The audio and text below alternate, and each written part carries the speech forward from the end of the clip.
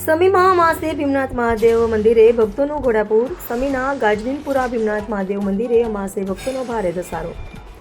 વહેલી સવારથી જ મંદિર પરિસરમાં શ્રદ્ધાળુઓની લાંબી કતારો જોવા મળી હતી. આસપાસના ગ્રામ્ય વિસ્તારોમાંથી મોટી સંખ્યામાં ભક્તો દર્શનાર્થે ઉમટ્યા હતા.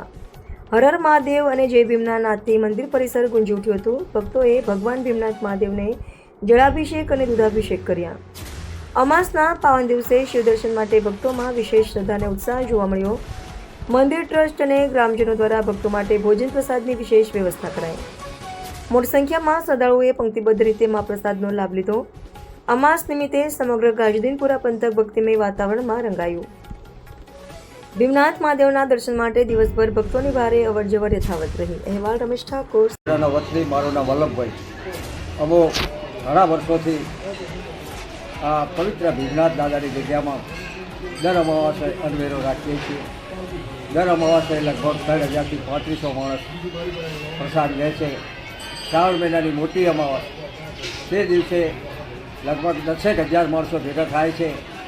અમો ગામના સૌ સાથે મળી લોક ડાયરો રાખીએ છીએ, દાદાનો હવન પણ રાખીએ છીએ અને રાસ ગરબાનો પણ પ્રોગ્રામ રાખીએ છીએ.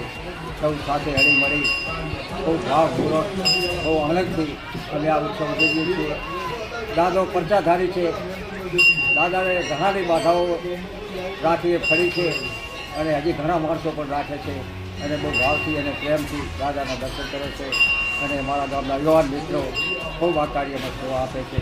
દાદા દરેકને સુખી રાખે છે.